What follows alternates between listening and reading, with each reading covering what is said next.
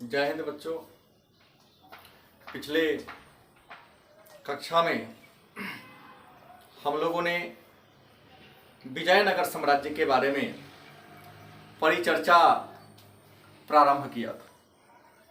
आज हम सब विजयनगर साम्राज्य के प्रशासन के बारे में चर्चा करेंगे। विजयनगर साम्राज्य जो केंद्रीयकृत प्रशासन था, हालांकि कुछ विद्वानों के अनुसार खंडित प्रशासनिक तंत्र था यहाँ पर, लेकिन जो भी हो, अधिकांश विद्वानों ने इस बात को स्वीकार किया है कि विजयनगर साम्राज्य का प्रशासन केंद्रीयकृत था। शासन की सारी बागडोर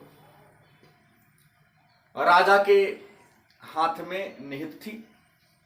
विजयनगर साम्राज्य में राजा को राय कहा जाता था।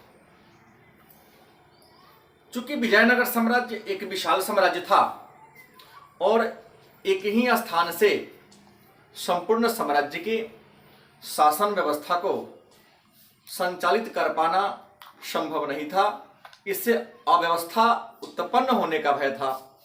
इस कारण शासन की सुविधा के लिए संपूर्ण विजयनगर साम्राज्य को प्रशासनिक आधार पर 3 वर्गों में बांटा गया, जिसे केंद्रीय प्रशासन, प्रांतीय प्रशासन और स्थानीय प्रशासन के नाम से जानते हैं।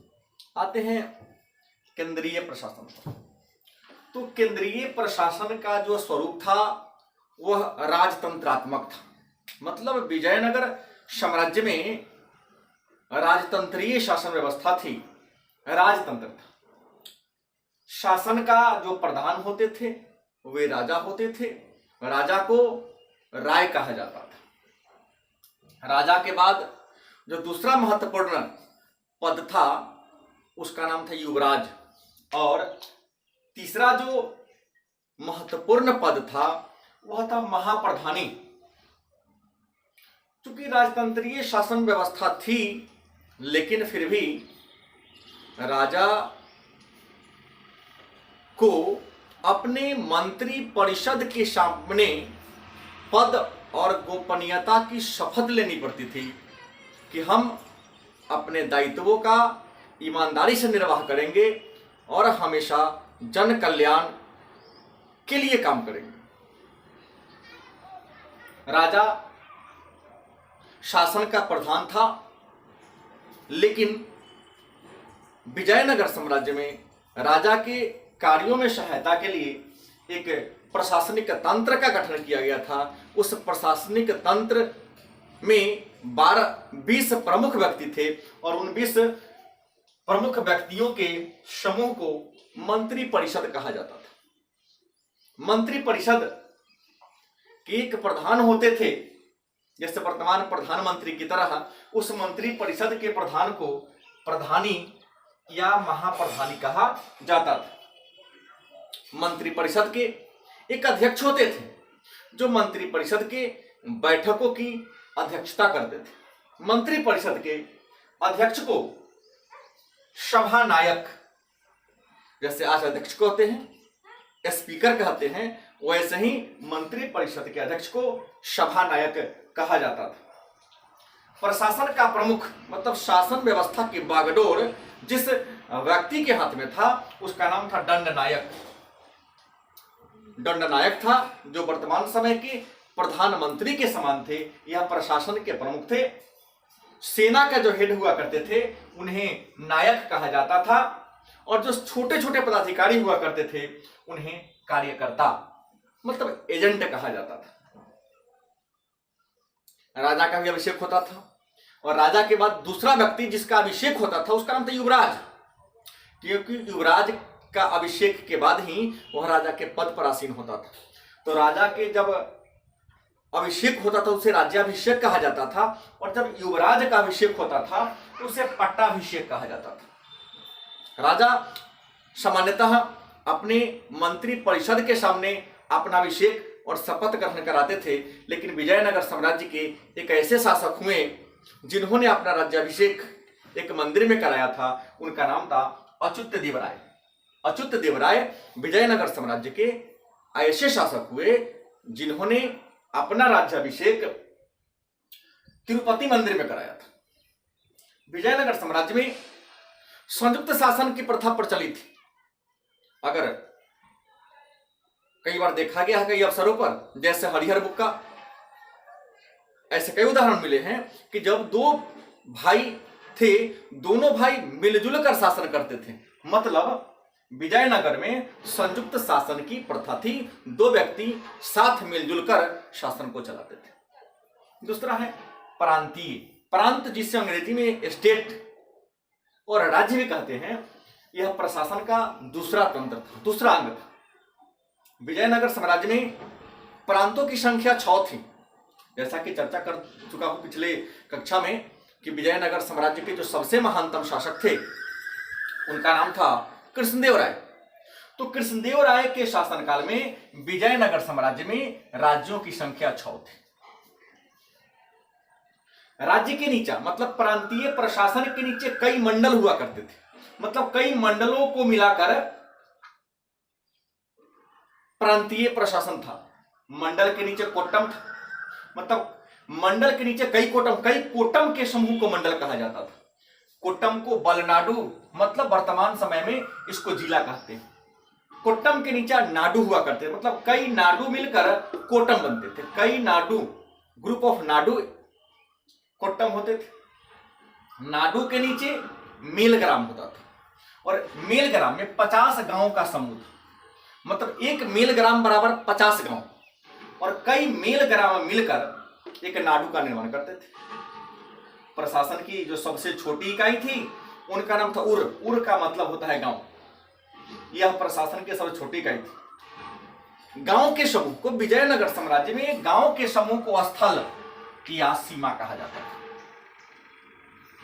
उसके बाद तीसरा जो प्रशासनिक व्यवस्था का अंग था उसका नाम था स्थानीय प्रशासन। यह प्रशासन की सबसे छोटी इकाई थी। स्थानीय प्रशासन की जो सबसे बड़ी इकाई थी उसका नाम था नाडु। नाडु में कुछ सदस्य होते थे, जैसे वर्तमान समय में ग्राम पंचायत होता है। ग्राम पंचायत में कुछ सदस्य होते हैं, तो ऐसे ही नाडु में भी कुछ सदस्य होते थे। तो नाडु के सदस्य को नतवार कहा जाता था। स्थानीय मतलब गांव में जो लेखा आय व्यय का लेखा जोखा करते थे उसको हम सेंटियावा। गांव में विजयनगर साम्राज्य में गांव में आय और व्यय का लेखा जोखा करने वाला जो पदाधिकारी होते थे उनको सेंटियावा नाम से जाना जाता था।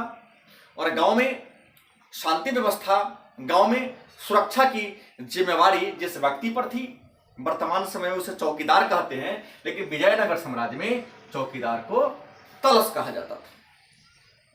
इसके अलावा विजयनगर साम्राज्य में शासन के दो अन्य व्यवस्थाएं थी। उस अन्य व्यवस्था में एक व्यवस्था का नाम है नायंकर व्यवस्था और दूसरी व्यवस्था का नाम है अयंगर व्यवस्था।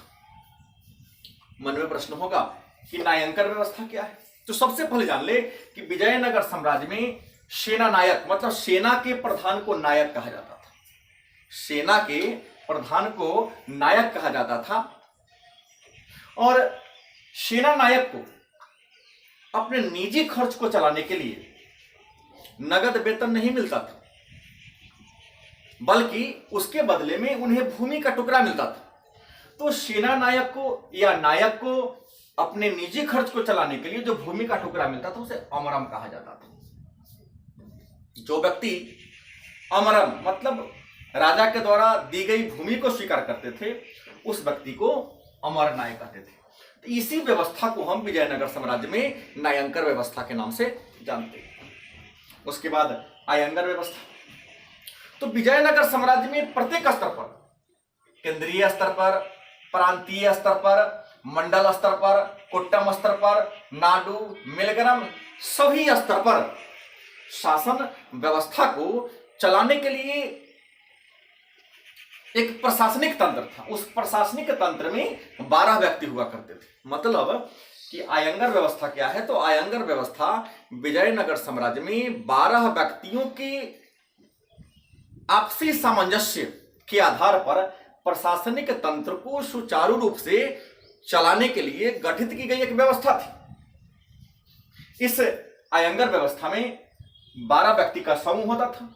इनका पद अवैतनिक होता था, मतलब इनको वेतन नहीं मिलता था।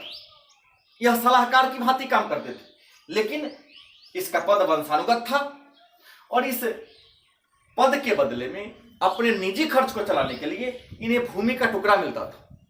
उसी से उपजाते थे और अपने जीविका को चलाते थे। यह करमुक्त जो इनको भूमि मिलती थी, यह पद वंशानुगत था। इस पद को धारण करने वाला व्यक्ति अपने पद को गिरवी रख सकता था या उसे बेच सकता था। तो ये था विजयनगर साम्राज्य का प्रशासन। हम लोग अगले क्लास में विजयनगर साम्राज्य के जो महानतम शासक थे कृष्णदेवराय, तो कृष्णदेवराय और उनकी उपलब्धि के बारे में चर्चा करेंगे और विजयनगर साम्राज्य के बारे में जो कुछ अन्य महत्वपूर्ण बातें हैं उस पर चर्चा करेंगे। धन्यवाद।